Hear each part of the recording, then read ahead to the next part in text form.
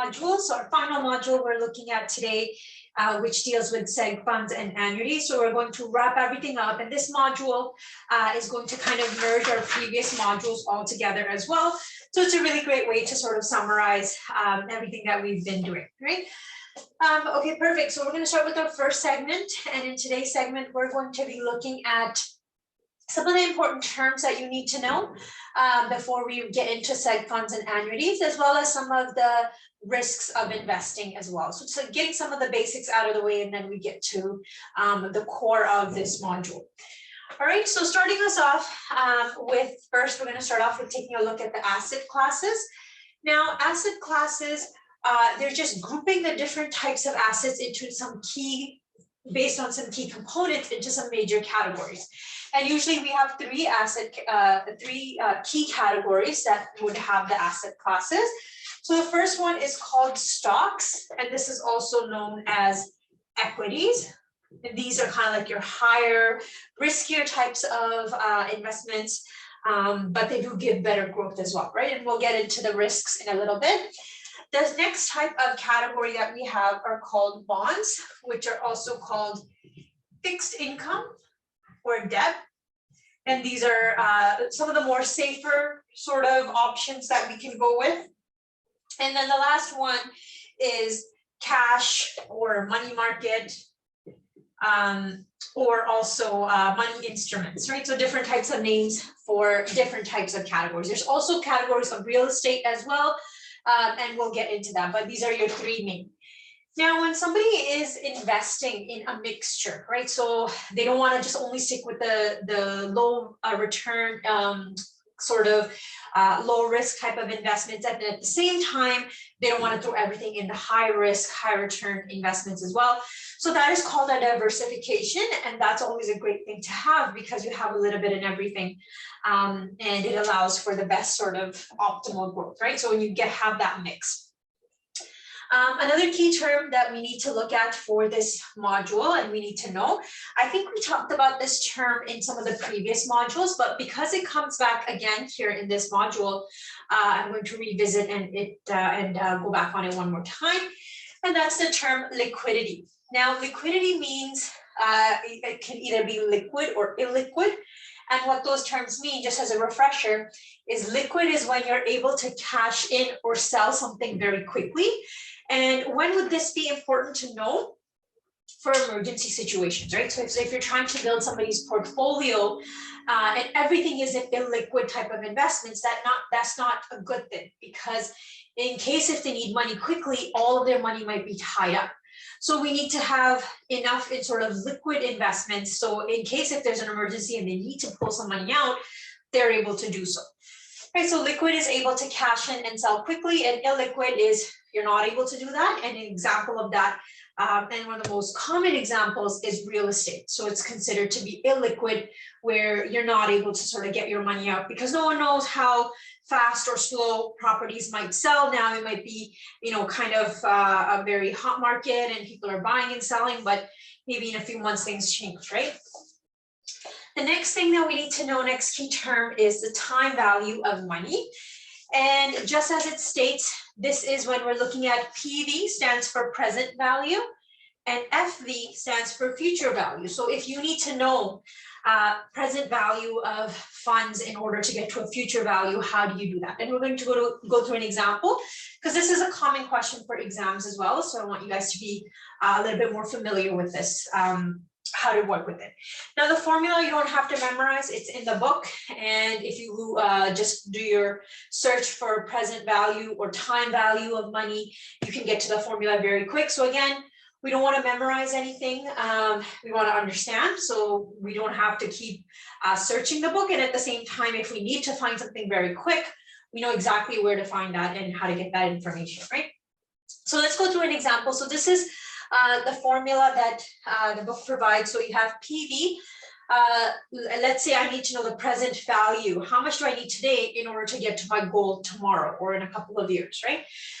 So this is the formula. You're going to take FV, so future value, divided by 1 plus the interest rate, and this will all be given to you in the question. And then to the power of n. Now, to the power of is important because going back to elementary school math, maybe some of you forgot. So we're not just multiplying it with that number, we're multiplying it that many times. So if this is 3, whatever number is in here is going to multiply by itself 3 times. Okay, and we're going to go through an example so it makes sense. So an example here is that somebody needs 5,000. So let's say Jill needs $5,000 in 5 years. She wants to know how much should she invest today in order to have that in 5 years. Her interest rate that she's getting is 3%. So how much does she need to invest today at 3% in order to get $5,000 in 5 years? All right, so this is our formula. Let's put our numbers in and see how to work with this. And again, I'm taking a very simple one, just so it's easy to sort of calculate and we can work through it very, very quickly. Okay, and I have my calculator. And again, please, whenever it's a calculation, always do it with me because it's much easier if you're putting the numbers in with your own hand and you can see how we get to that rather than just watching. So always just make sure even if you need to pause and follow along, make sure you are doing that. All right, so let's just plug in our numbers in this formula. So we have the present value is what we are looking for. So in order to do that, we need to take the future value, which is $5,000. Divided by 1 plus the interest rate. So our interest rate is 3%. So whenever you're doing 3%, then it's going to be 0.03 when we convert it to a decimal. And to the power of how many years we are investing it for? We're investing it for 5 years.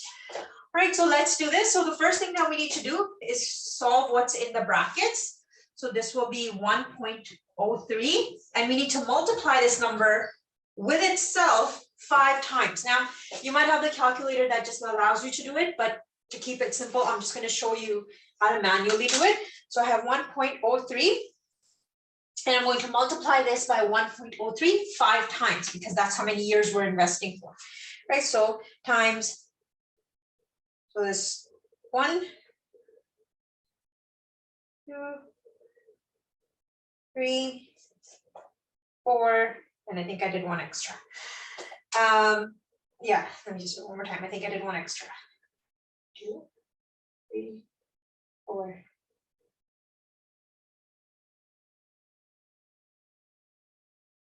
3, 4, and 5. It's easier when you just do the power to, but just to keep it simple. So this is what I got. So I did 1.03 times 1.03, and I did that 5 times. And my answer here is 1.15927. Okay, I'll just take it up to that decimal. Now what I need to do is do this part, right? So I have to do 5,000 divided by this number, and this will give me how much I need today. So I'm going to take 5,000 divided by 1.15927. You can even take 3 points after the decimal for just to kind of make it more accurate. I've done that. So this is my number. So in order to get to her goal tomorrow, she needs to invest $4,313 approximately today. And in the next 5 years, she will have $5,000 if she invests at 3%. Okay. The only thing you need to remember where people usually, especially if it's been a while since you did the elementary school math, is remember that this is to the power of, not multiply. So what sometimes people do is they just take this number times 5. So your answer won't be the same, right? So we want to just remember that. So that's how we would do this calculation, right? And it's usually there. We usually see one example on the exam that asks you to find the time value of money. All right. And then the last thing here we're going to look at, and we're going to switch over then to the risks of investing for segment 1, is something called a time horizon. Now, time horizon is a key event in somebody's life. So it could be when they're retiring, it could be when they're getting a new home, when they want to pay for post-secondary, a new business. So anything that's major in their life that they need to have maybe a sum of money or preparation for is called a time horizon. And how this will come up in a question is they will give you a scenario and tell you so-and-so wants to get a home in the next 2 years. They want to, get a new car in the next 5 years. and start their business in the next 10 years, how many time horizons are in their life? So you have to look at those, what are those major events? And you would give the answer as a number. So, okay, they have 2 time horizons or 3 or 4 time horizons. All right. Okay, so I'm just going to switch over to the risks of